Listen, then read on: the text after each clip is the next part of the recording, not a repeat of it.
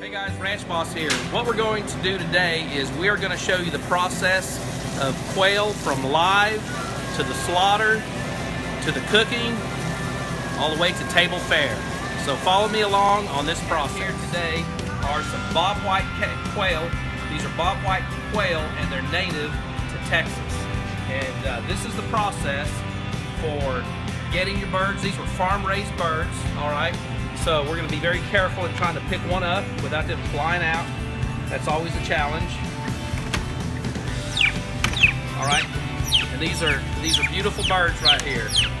And this is part of the slaughter process.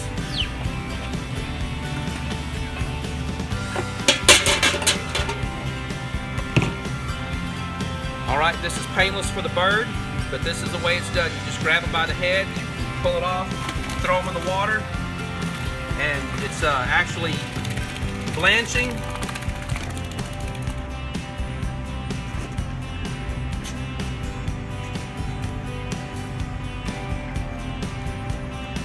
All right, pull the bird out.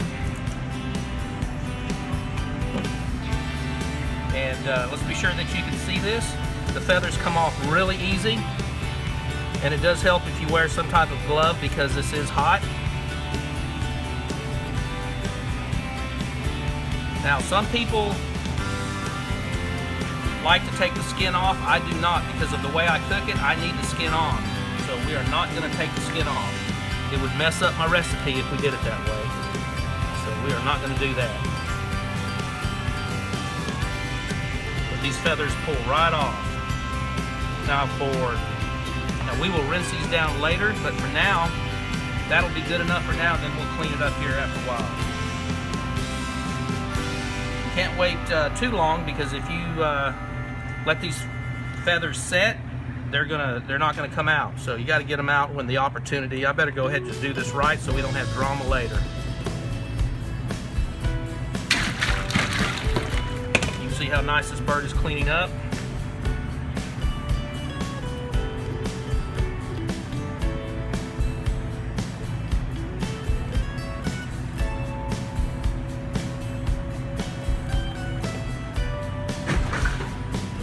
All right, now we're going to go ahead and clean out the inside. There's two ways you can do this. You can do it with a knife, or you can do it with a pair of these. Either one will get the job done.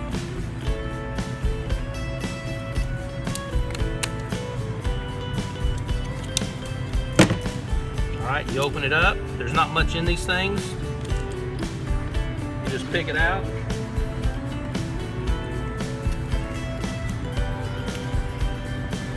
Right, while you have your scissors, you can go ahead and cut the feet off.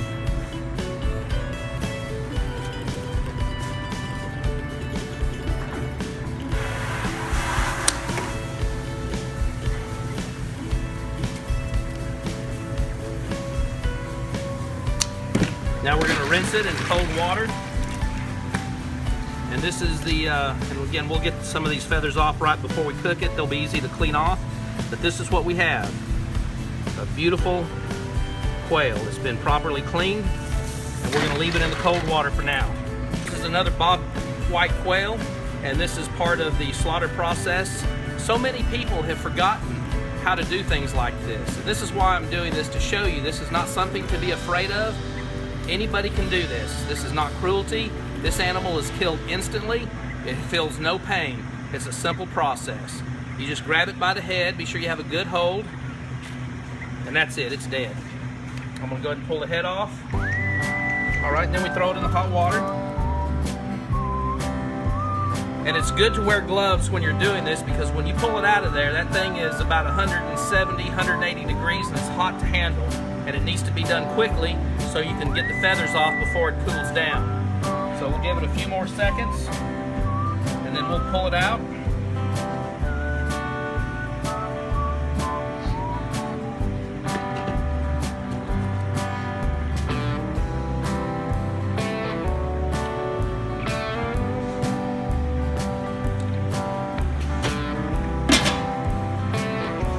And then you just simply get these feathers and they almost wipe off.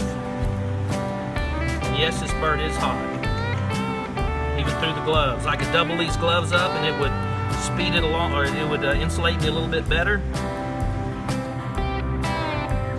These are delicious little birds. The native Indians were eating these birds many thousands of years before the Europeans showed up.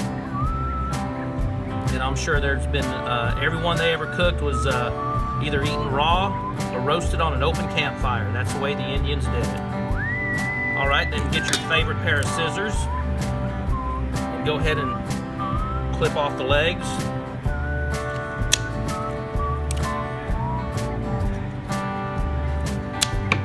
Go ahead and take this other wing off. Get a little bit more of that hair off down to that next joint.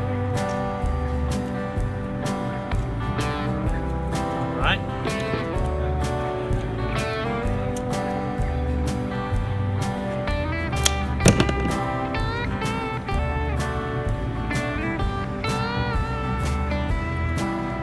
And then you can get your scissors and breast side up, stick it in the rear end, make you a little hole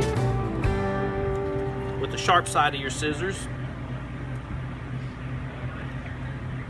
and just clip it straight up the breastbone. Didn't quite get this one all the way back, so there we go. Just flatten it out. Pull out the innards, and then just give them a rinse. And then you can finish picking off the feathers later. You've got a delicious little bird, and we're going to cook them here in just a little while to show you guys, and you'll join us at the dinner table tonight, and we're going to show you how delicious these birds are. This is the way you buy them at the store. You go from live to this in just a couple of minutes, and we'll rinse them a little bit better before we cook them. We'll leave them in the cold water now just to be sure they don't get bad on us. All right, today we're going to slaughter about 15 birds, so we're going to have a few for dinner tonight. We're going to put a few in the freezer for later on, but we're not going to sit here and belabor the point. You've seen how it's done, so the next step will be in the kitchen.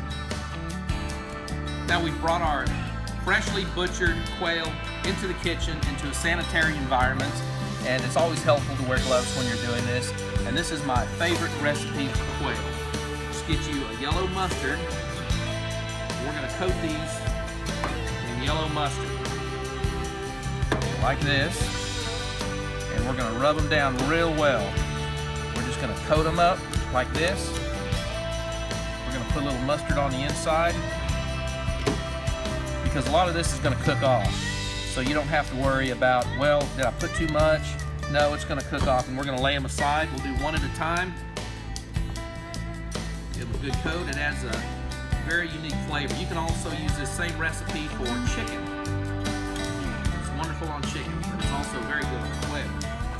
So today we're going to cook 6 of them for lunch. Breaking them open so they'll lay flat on the grill. Well coated. Well coated.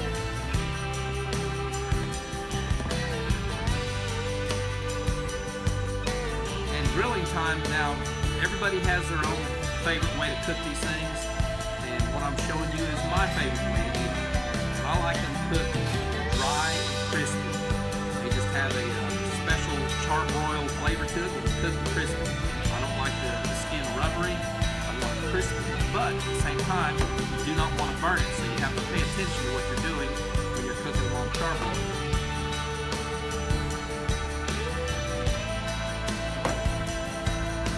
All right. We've got them coated in mustard.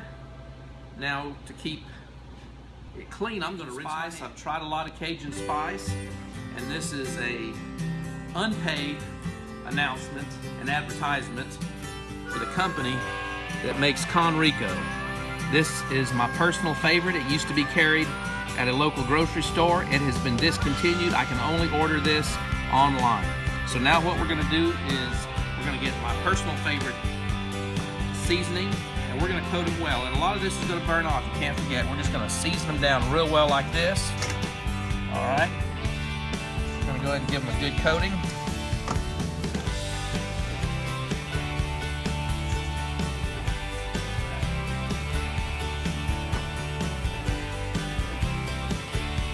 They are now prepared and seasoned, and the next step is we're going to put them on the char broiler. Now I've got the quail over here at our char broiler, and I think every home should have a char broiler in it. So we're going to go ahead and lay them. We're going to start out with breast up. And the reason I do this is because sometimes the grill might be too hot, whatever, and we don't want to burn the meat right off the bat if that happens to be the case. I don't think that's the case, but this is just one more step in being sure that you put out a good quality product here.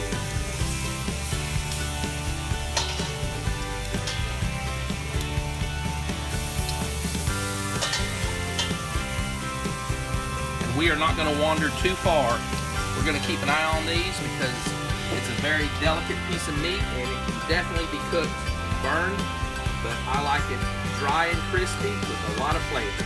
So we'll give this a few minutes and we'll check back. That you will discover about any char broiler is that it doesn't cook evenly, so you have to rotate and turn your meat. So we're gonna look here. Okay, this is cooking pretty good. That's about the same. Let's see. This one's not cooking as fast, so we'll move it up to the front. We'll move these up to the front, move these back. Go ahead and turn them. And this one's doing pretty good, so we're going to move it back as well. So our food can cook as evenly as possible, but these two, they're bigger birds, and they're taking a little bit longer. You work with it, and it will be perfect. All right, the quail is done. I've got it cooked the way I like it. It's dry and crispy, and we're going to go ahead and pull it off the grill, and we're going to plate it up. And we'll show you that in just a minute. And we have completed our most favorite rice that we're serving our quail on, and I can thank my Uncle Ben for such a good recipe. I've been supporter of his for a long time. So we're going to go ahead and plate up some of my Uncle Ben's wild rice. And then we are going to take a couple of these quail. Dry and crispy, that's the way I like it. It's bon appetit from here on out.